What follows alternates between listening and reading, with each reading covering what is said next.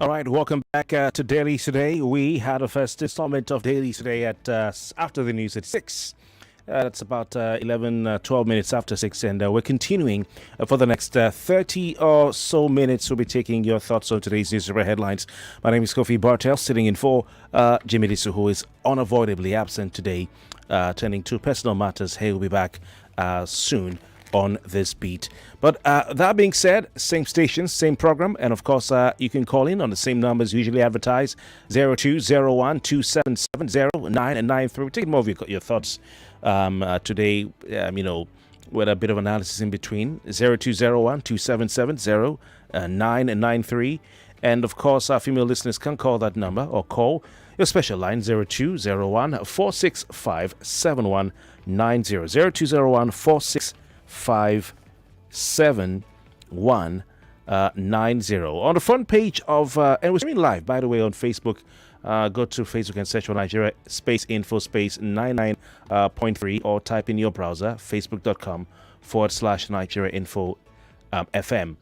And on YouTube, you can search for us by simply typing Nigeria info FM. You go to the page, it's a verified account and all that.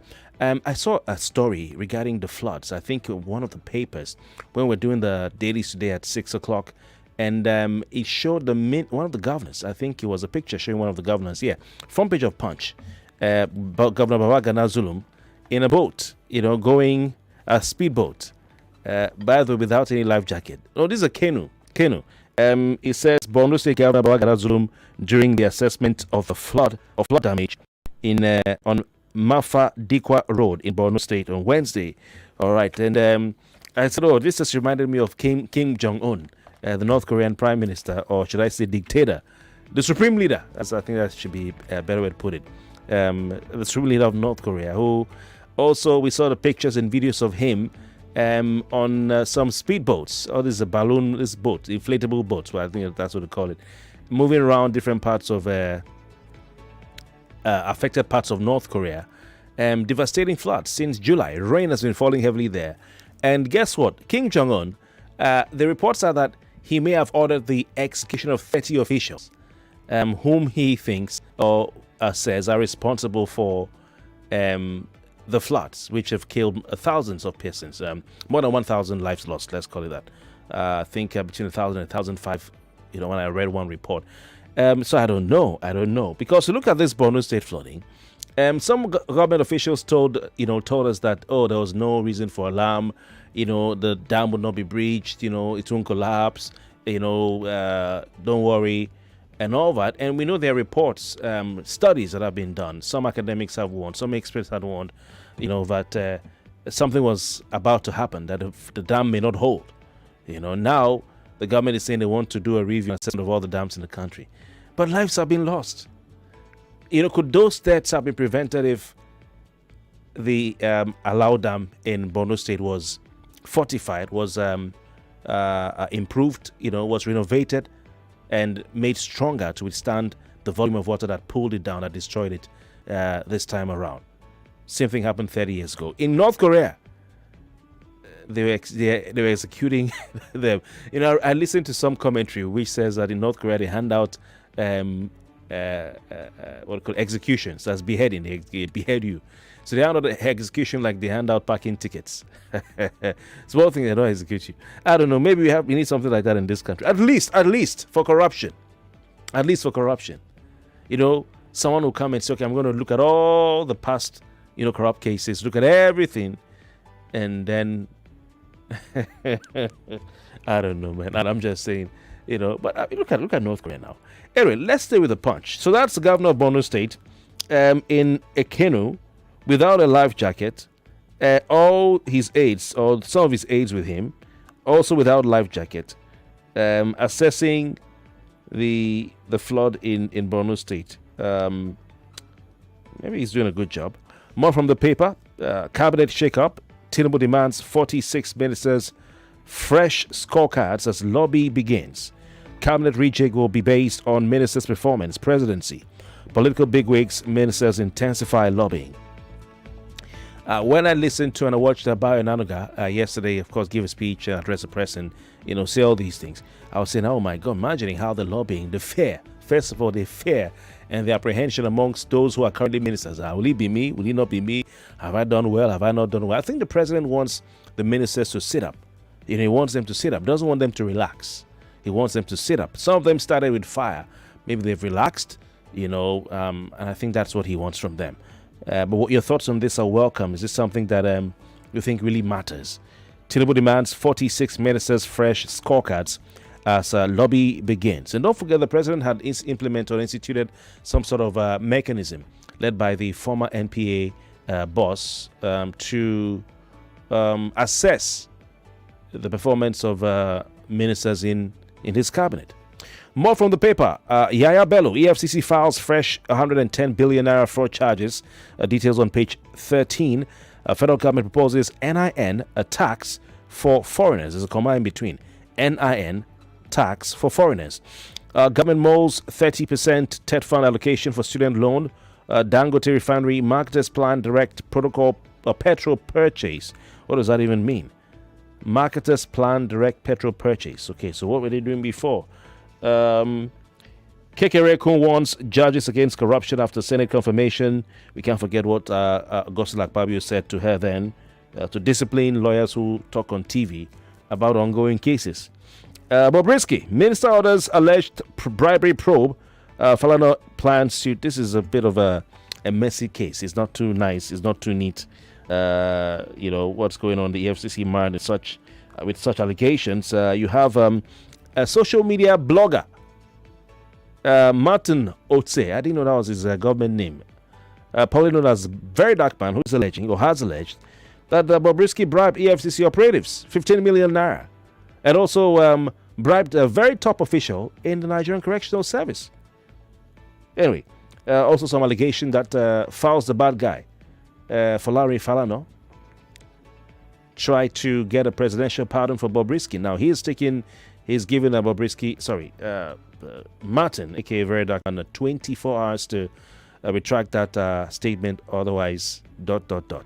Anyway, let's go straight to the phone line. 020127709993. That's from the Punch this morning right here on Dailies Today. Hello, good morning. Hello. A beautiful morning to you, Kofi Bartels. Welcome. Your name? My name is Emeka from Satellite Town. Welcome, Emeka. Your contribution. Yeah. Yes, first of all, on the issue of Bobrisky and the allegations of 50 million naira bribe, I think the same law that provided for arrest and prosecution also provided for defense. And in the Constitution, there's what we call prerogative of mercy. So if the renowned lawyer, through his son, were trying to get some mercy, prerogative of get some mercy for Bobrisky, I don't think they've done anything illegal. It might be argued if it was moral or ethical, but legally, I don't think they've done anything wrong.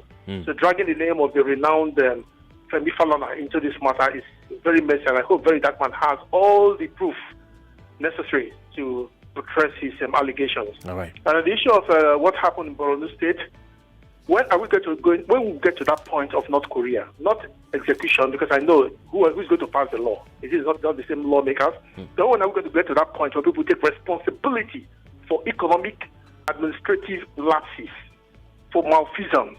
When will people resign voluntarily over lapses that have cost millions of lives? Until we get to that point, Kofi, I'm just joking in this country. All right. Thank you. Thank you very much for your time. I appreciate you calling in. We have a next listener, 99.3. Good morning. Kofi, good morning. Welcome. Yeah, my name is Wilson. Wilson, welcome. Your headline. Like the flood of Meruguri. Mm-hmm. You see, this country, now the issue of Bobrisky is there, they are doing investigation. This country, I don't know if law really works in this country, or it's for the less privileged. Maybe it's for the ordinary man, like somebody stole yam, three rivers of yam, and he was given 6 months in prison. Now look at Kim Jong-un. That is only where you go. That's only where you see leader. If something is wrong, if something like this can happen in Nigeria, everybody will sit up. Like somebody will see money. Look at Yaya Bello is suing EFCC for for giving him, for still putting his name as a wanted person. And the EFCC man is there, and I said if he did not prosecute Yahya Bello, he is going to resign. Now he's still there, and his men have collected money from Bobrisky. Well, this country will not be good except somebody come out to fix it. All right. Thank you very much for your time. Appreciate you calling in. We want to go to Skype community. See Abiola on the line. Is this Abiola? Do we have Abiola on Skype? Abiola on the line. Is this Abiola? Okay, Abiola, welcome. Just give me a second. I need to mute. I think the YouTube stream is getting as interfering. Yes. So which country are you listening to us from, Abiola? Yeah, I'm calling from UK. All right. We're in UK? I just have to be precise. All right. Please go on. Yeah, thank you. Kofi, you know, when they are talking about these people who are time and do not spend their times in prison, I used to argue the thing. I used to argue the matter. I used to like, is it possible? But it even in my days is showing me that should we say everywhere in the country is thinking or what? Because I don't understand. And then you see this but no flood. You know, we are not going to have anybody being taken to court. Nobody will be prosecuted. Nobody will. And next year, another group of people will die, and we arrogate it to God. And we say it is the will of God. And we say God wants it. So sad. So sad. So sad. Right. I will going to continue to kill our citizens and we'll arrogate it to God that it is God that has done it.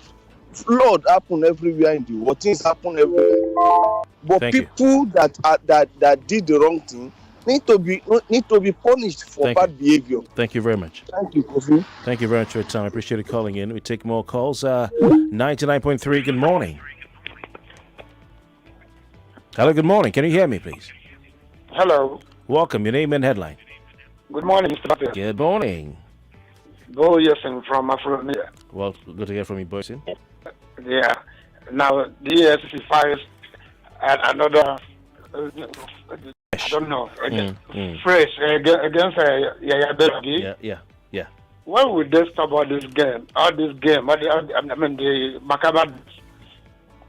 You place somebody on the wanted list, and the person, after so many months, appeared to your office, and you allowed him to go, only for you to come back and say you went there to the governor's office to arrest him, and now you are filing fresh charges. Why are these macabre dance, for God's sake? What do they treat the Nigerians fools? What do they go for? I don't understand. All right. I don't get it, Mr. Bartels. Yeah?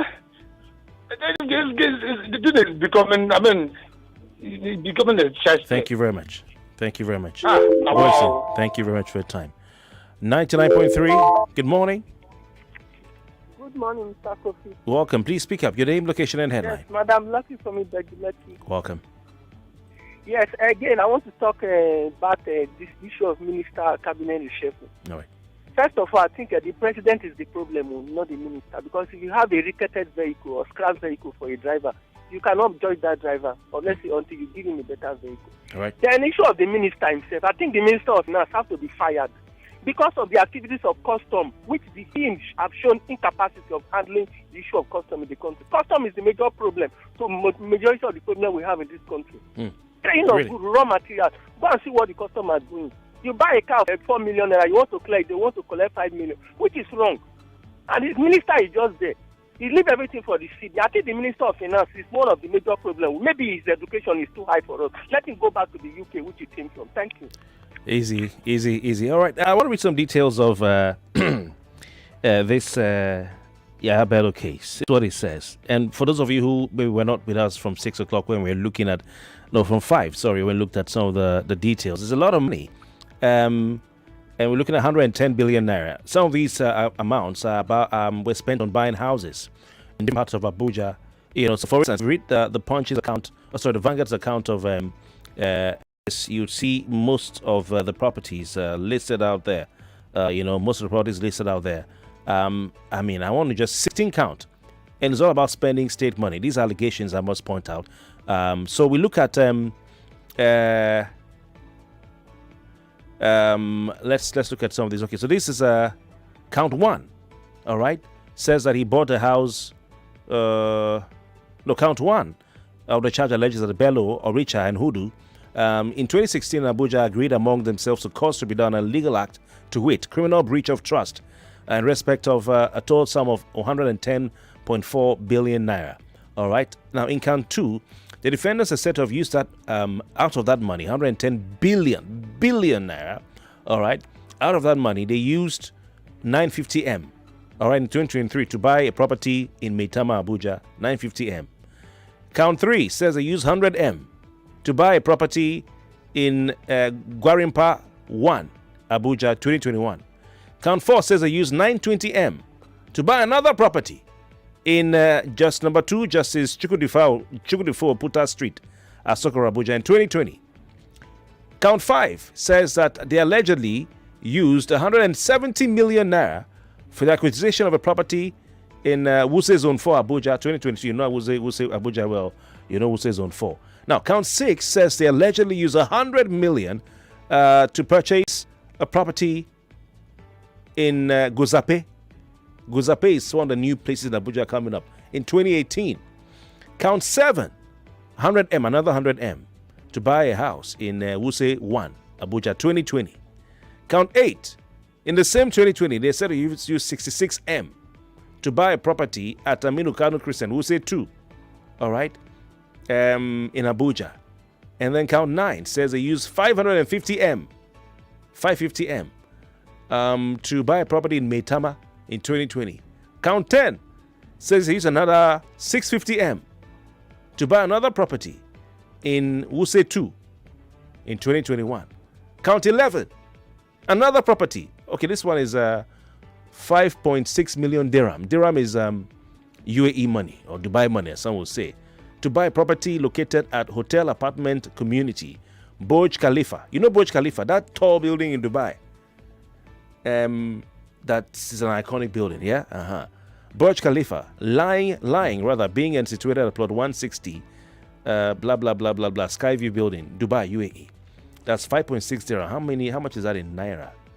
Got to convert that. Let me see if I can convert that to naira. That's 2.5 billion naira. All right, is what I'm being told by Google. 2.5 billion naira. Okay, let's go on. In Dubai, count 12 says they used 60M to buy a property at Wuse 4 in 2016. So on and so forth. It goes on and on and on. Count 13 says they dishonestly, allegedly, by the way, used 310 billion naira approximately to tastefully, listen to this, tastefully renovate a property known as number 9 Benghazi Street, Wuse Zone 4. Is it one of the ones they bought? That they used 310 million naira for interior decor. Oh, GB. That's they used 310M for interior decor. I was enter that business, right? I will lie. In 2017, in Wuse 4, Zone 4, 2017. Count 14 alleges that the defendants dishonestly sent the total sum of 570,000 naira approximately to an account with TD Bank, United States, $570,000. In count 15, they were also alleged to have sent a total sum of $556,000 to an account with that same TD Bank in the United States of America. Now in count 16, this is the last count. Bello alone, the paper says, was alleged to have had under his control the total sum of 677.8 million naira unlawfully obtained from Bespoke Business Solutions sometime between 2017 and 2018. All right, anyway, that's that.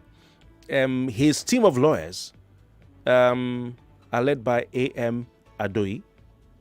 All right, and of course, this matter was called, for mention, I think is what they call it, lawyers call it. And the record of affidavit, we told, was filed on September 23. All right, so that's that. The paper says Adoi, this is his lead lawyer, said the appeal is seeking to set aside the arrest warrant that was issued against his client on April 17, and consequently urged the trial court to suspend the planned arraignment to await the outcome of the appeal before the Supreme Court. Of course, he is appealed before the Supreme Court. And we hear that Counsel. Okay, let's go on. It says Bello was billed to appear before the Federal High Court in Abuja yesterday for his arraignment. This is before he appeals, or he appealed rather. So he said, "My lord, the appeal number, blah blah blah blah blah. We believe that most appropriate thing to do is to await the decision of the Supreme Court in the aforesaid appeals before taking any step for arraignment, so as not to render the appellant's appeal null or to pull the rug out of the feet. I think it should be from under the feet of the Supreme Court." Okay, so that appeal is ongoing.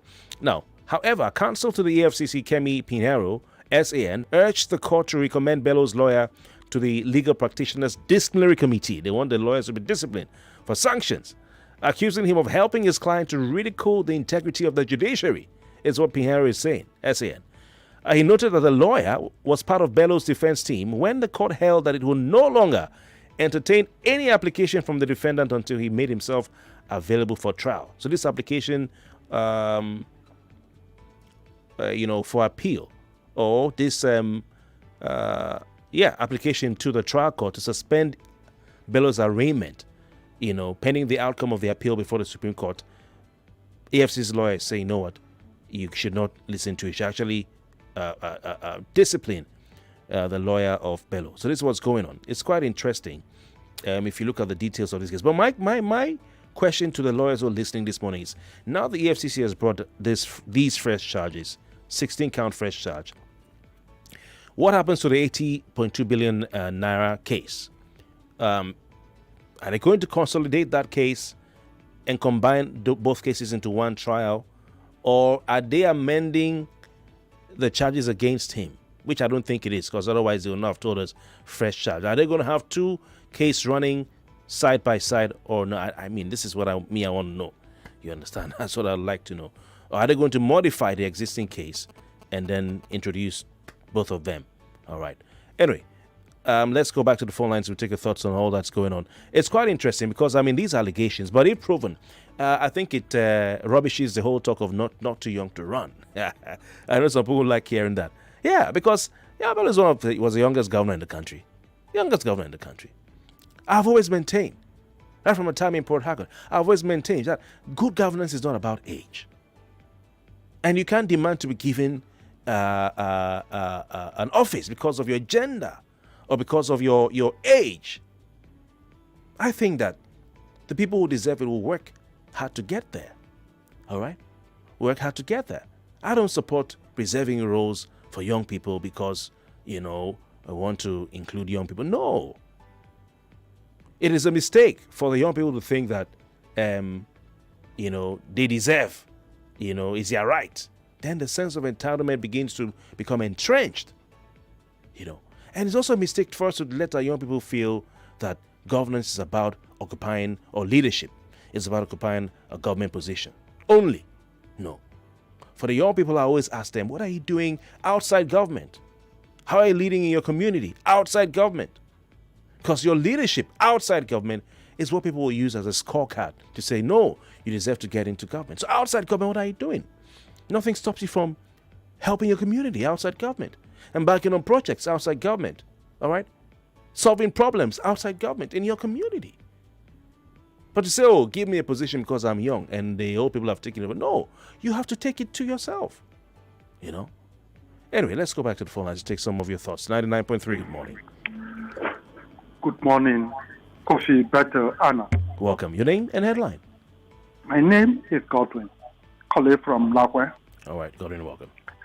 On cabinet reshufflement, I'm of the opinion that the Minister of Petroleum, who has promised that by September, the NNPC Port Harcourt will commence operation, and for how many time up to now has not commenced.